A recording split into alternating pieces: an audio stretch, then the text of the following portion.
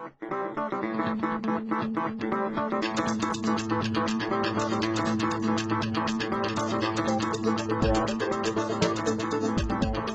first thing she said was, it struck me, was that it takes 5 years approximately to move center of gravity. Yeah.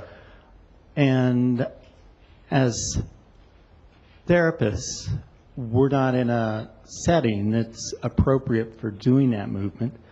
And yet the world is in a place where it really needs that kind of movement. I'm curious of what different things we can do in our role as therapists to move that along. Once you introduce a developmental component into an integral model, and again, it's only one of many components, but I think it's both the most useful and easily the most depressing component of the whole model. And just to give you a very simple reason, and I use several of these examples all the time because they still just floor me. If you look at spiral dynamics, Jane Lovinger also actually, her numbers agree fairly closely. Anything that we would call integral or centauric, really about 2% of the population is stably at those levels of development, and there are higher levels, of course. That's not big numbers. If you look at the general development is going, let's say, from egocentric to ethnocentric to world-centric, about 70% of the world's population is at ethnocentric or lower.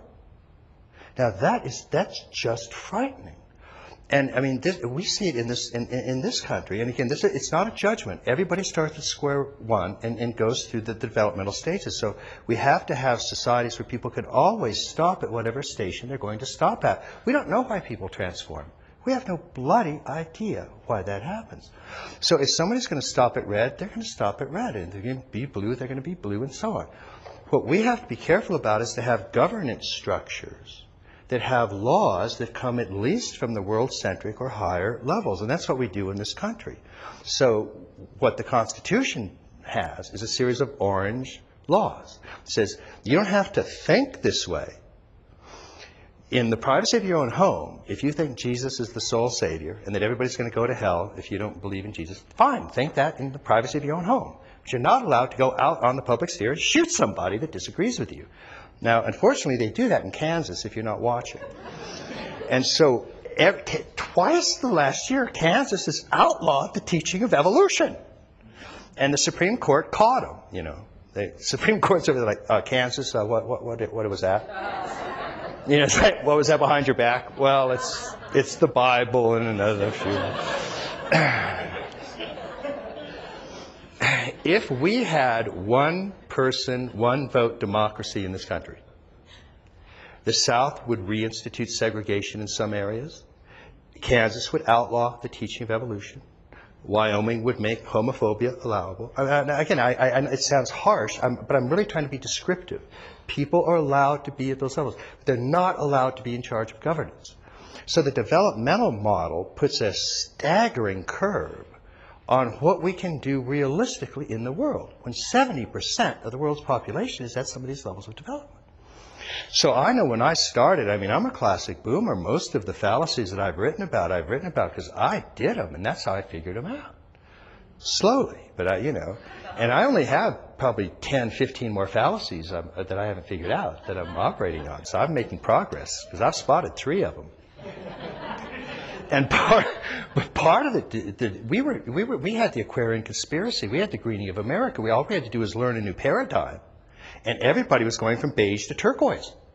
Just like that. You just read one book, 8 Stages of Transformation on a weekend. Right now, if you use the 5-year rule, that's 40 years of transformation. And we sort of thought we were just going to descend on the world because we had a holographic paradigm, whatever the hell that meant. So once you introduce this actual model, it severely curbs a certain kind of, it's hard to get, where's that joy that we want arising is one of the things we want to say. So that's just a real politic we have to keep in mind about doing that. But there are good news items tucked into that. And one is that it's almost always been the case in various epochs in world history where societies recognize the best and the brightest. And this sort of everybody is the same egalitarian thing, nobody really believes that. If I'm going to have brain surgery, I don't want my neighbor doing it. I know this brain surgeon that's much better at it. And so the same kind of thing happens whether it's looking towards shamans or priests or people of wisdom, men and women of wisdom. And part of what we want from the healing professions and from people that are engaged in psychotherapy and people that are engaged in integral psychology is to become part of a wisdom culture that can give advice on how people transform and what it means. And even understanding where people are in a developmental spectrum can help people in positions of power, and there are people in positions of power, make wiser decisions. But what hasn't happened is psychology hasn't been able to establish itself as a dependable source of information about this because it's been so fragmented and so splintered and so on. And you have 12 schools of psychology, roughly, and none of them agree with each other. So why on earth should any leader look to psychology to tell them anything? The only hope for the field as a whole is that by becoming integral, we can say, look, all 12 of those schools have something important to say. And if we put those all together, we can start to make recommendations to policymakers about how to deal with some of these things. And I would have thought even that was far-fetched, except, and this is sort of, blowing my own horn a little bit, but some of you know that, both Bill Clinton and Al Gore, Jeb Bush and Karl Rove have all read my books. And Bill Clinton in particular knows them, and he actually is quoting from them. And we're going to get together and he's going to do an integral naked dialogue and stuff like that. So even in I think about a 5-year period, there are world leaders, Tony Blair is another one, that are actually looking at this very seriously.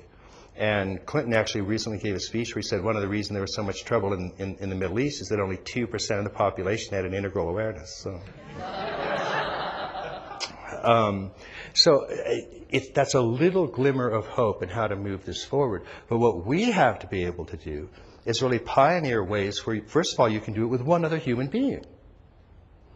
And then we can start working this is how that works, and this is how we can work with families, and this is how you can start to work with communities, and this is how you can start to be in an advisory capacity, both to help spot where people are and to help transform them where we can.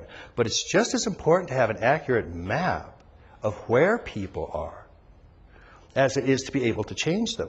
Because again, that change process is very, very hard. But if you go in and assume, like I just a couple of very quick examples. We think that we can simply go in with a human rights green meme initiative right in the middle of China, good old red to blue China, and they're going to just suck up our human rights, love it, and change overnight. Now, if you have a developmental scale, you're much more realistic about what you can do under these circumstances. If you're working in Iraq and Iran, where there are red meme, basically tribal warfare, and the highest you can get is a blue Islamic structure, at least you know that. And you can start working. You become much more realistic about how you can deploy your resources. What none of the world's leaders have is a group of mental health professionals that are integral. So that's the best thing that can happen, is that a learning community like this can start to generate that kind of information based on research, pulling together knowledge from these different disciplines and making a coherent whole out of it. That's a little bit better than not being able to do anything at all.